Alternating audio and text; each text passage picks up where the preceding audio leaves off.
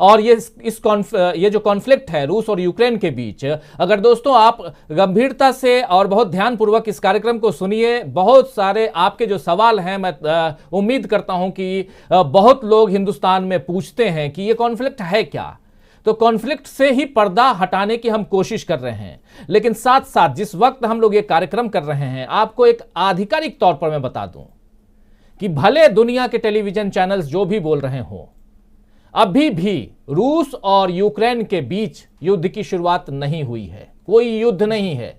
ये आपको बहुत ही, हम कहें तो गंभीरता से और जिम्मेदारी पूर्वक ये बात बता रहे हैं कि अभी तक रूस और यूक्रेन के बीच किसी भी तरह के युद्ध की शुरुआत नहीं हुई है। जो कुछ हो रहा है वो क्या हो रहा है, ये अभी थोड़ी देर में आपको हम बताएंगे। एक कमेंट लेना चाहूंगा हमारे साथी डॉक्टर दीपक पाचपोर जी से। दीपक जी, आज भारत का शेयर बाजार धड़ाम हो गया, अभी 2 दिन पहले भी धड़ाम हुआ था, और उसके साथ साथ भारत किस तरफ जाएगा अगर रूस और यूक्रेन के बीच चुनाव करना हो, तो इस पर भी बहुत सारी बातें हो रही हैं। साथ साथ एक सवाल माननीय प्रधानमंत्री नरेंद्र दामोदर दास मोदी के ऊपर भी उठ रहा है कि उनकी विदेश नीति पिछले 7-8 सालों में जो रही है उसमें वो खुद घिर गए हैं। किस रूप में आप देखते हैं अगर ये कॉन्फ्लिक्ट आगे बढ़ता है, अगर ये युद्ध में तब्दील होता है, तो इसको किस रूप में आप देखते हैं कि आने वाले समय में भारत किस खेमे में रहेगा? क्या नेहरू जी का जो खेमेबंदी नहीं करना, यानी गुटनिरपेक्ष, यहां नेहरू जी याद आएंगे मोदी जी को? जी, सच बात तो ये है कि हमारी जो विदेश नीति जो है, वो शेपअप जो हुई है, उसका जो निर्माण हुआ है, मुख्य रूप से वो 2-3 उसके चरण रहे हैं। पहला तो है आज़ादी के पहले नेहरू और हमारे जो कांग्रेस के नेताओं ने जो अंतर्राष्ट्रीय संबंध स्थापित किए थे अपनी स्वतंत्रता को लेकर। आप जानते हैं कि हमारे बहुत सारे नेता जो हैं, वो लगातार विदेश जाते रहे और भारत के पक्ष में एक पूरी दुनिया में माहौल यहाँ की स्वतंत्रता को लेकर तैयार किया गया था। एक तरह से भारत जब आजाद हुआ तो भारत के प्रति अधिकांश देशों की, यहाँ तक कि जब आप देखिए कि गांधी भी जब गोलमेज परिषद के लिए गए थे तो वहां के अंग्रेजों ने उनका स्वागत किया था और उन्हें किसी तरह की कोई शिकायत नहीं थी। तो भारत को शुरू से ही एक ऐसा देश माना गया है, उपखंड माना गया था दुनिया का, कि जो शांति और मानवता की बात हमेशा से करता आया है। दूसरा, जब नेहरू जी मूल रूप से चाहे विदेश मंत्री कोई भी रहे हो, लेकिन इसको शेपअप करने और इसका निर्माण करने का जो सबसे बड़ा श्रेय जाता है वो जवाहरलाल नेहरू को ही जाता है। ये आज हमको मानना पड़ेगा। उसके बाद उन्होंने, कहते हैं कि विश्व युद्ध से भी जो बड़ा खतरनाक और बहुत ही जिसको कहते हैं डरावना जो काल था, वो शीत युद्ध का काल था। उस शीत युद्ध के काल में अमेरिका और रूस दोनों की आंच से बचाते हुए नेहरू जो है भारत को हमेशा बचाकर आगे ले जाते रहे और वो किसी भी खेमे में नहीं गए। और मजेदार बात यह है कि अगर ध्यान से देखें तो आज हम जिस गुटनिरपेक्ष नीति के अंतर्गत जो बनाया हुआ खेमा था, जो उनका अपना ही जो गुट था, वो इतना बड़ा था कि जिसमें लगभग 146 देश थे। यहाँ तक कि उन्होंने 1-2 यूरोपीय देशों को भी तोड़ दिया था जो कभी रूस के खेमे में हुआ करते थे। तो हुआ ये कि उसके बाद जब नेहरू जी का समय खत्म हुआ, उस नीति को बाद के लगभग सभी प्रधानमंत्रियों ने उसको कैरी फॉरवर्ड किया, उसको अपनाया।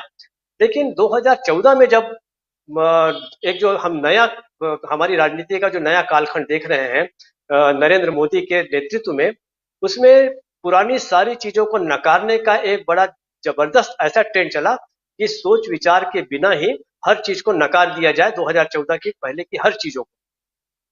इसमें विदेश नीति भी इनके आलोचना के घेरे में आई और ये माना जाने लगा कि नेहरू जी की जो गुटनिरपेक्ष नीति थी, नॉन अलाइन मूवमेंट था, वो एक बेकार का ये था, जिसमें देखिए हमारा विश्व गुरु का सपना बनने लगा। हमें लगने लगा कि जिस तरीके से अमेरिका एक खेमे का नेतृत्व करता है, पुराना सोवियत संघ करता था, या यूरोपीय देशों में एक तरह से ठीक है अब तो ईयू हो गया, पहले जैसा जो ब्रिटेन जो है, ग्रेट ब्रिटेन है, वैसी ताकत नहीं रहा, लेकिन एक तरह से जो इस तरीके के अलग अलग जो नेतृत्व करने वाले देश थे, उसी के समकक्ष या उसी की तरह हम भारत को लाना चाहते थे। इस तरीके से हमने जो नॉन अलाइन मूवमेंट को पूरा का पूरा कुचल कर रख दिया। वो लोग नहीं जानते थे कि दुनिया में सबसे बड़ा अगर गुट किसी के पास था तो नेहरू के पास था। कम से कम उन्होंने 3 नेताओं के साथ मिलकर जो नॉन अलाइन मूवमेंट चलाया, वो एक बहुत बड़ा गुट था। आज हमारी कोई आवाज जो है वो अंतरराष्ट्रीय पटल पे नहीं रह गई है। इसलिए क्योंकि हमारे पीछे कोई देश नहीं है, बल्कि हम ही सभी देशों के पिछलग्गू बन गए हैं। हर नेता के गले मिलना, हर नेता से तू तड़ाक पे बात करने का दावा करना, इसने हमारी स्थिति को बहुत ही हास्यास्पद किस्म की बना दिया है। और आज जो है, जिस भारत की ओर हमेशा से दुनिया जो है इसलिए देखा करती थी कि जहां भी तनाव होगा, जहां भी युद्ध की आशंका होगी, जहां भी आंच आएगी, भारत जो है वो शांति की बात करेगा और मानवीयता की बात करेगा, संवेदना की बात करेगा। आज जो है, इसलिए सबसे बड़ी परीक्षा जो है, अग्नि परीक्षा मोदी की विदेश नीति की है। आज देखिए कि आज या कल 2-3 दिन पहले जो है हमारे विदेश मंत्री ने एक बयान जारी किया है इस स्थिति को लेके। उस स्थिति में उन्होंने तनाव की जड़ क्या है ये तो बताया है, लेकिन भारत का रुख क्या है ये अभी तक नहीं बताया कि वो किसके साथ खड़ा है, या ये भी नहीं कह रहा है कि हम किसी के साथ खड़े नहीं हैं, यह भी नहीं कह रहा है।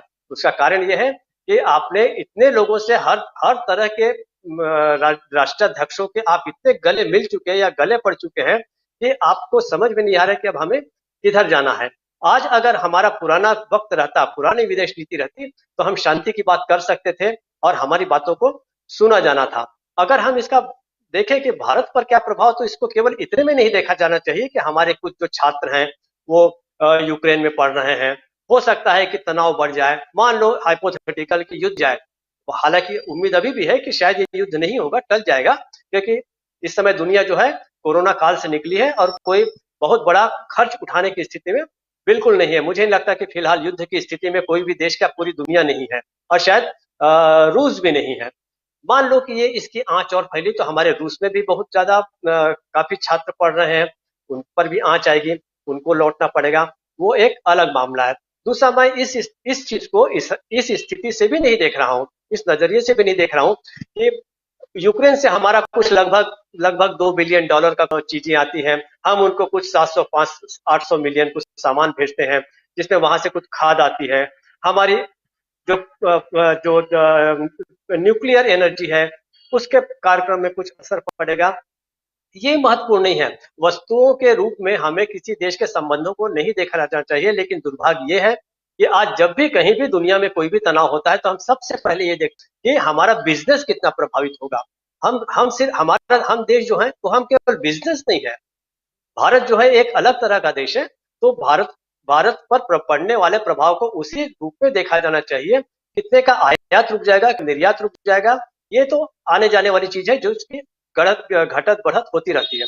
देखिए, मुझे ऐसा लग रहा है कि हमारी विदेश नीति जो है वो एक ऐसी जगह पर पहुंच गई है कि जहां हमारी कोई वॉइस नहीं रह गई है। और इसका सबसे बड़ा खतरा ये है कि अगर चीन और रूस इस मुद्दे पर एक होते हैं तो भारत के लिए एक और बड़ी तकलीफ हो सकती है। राजीव जी।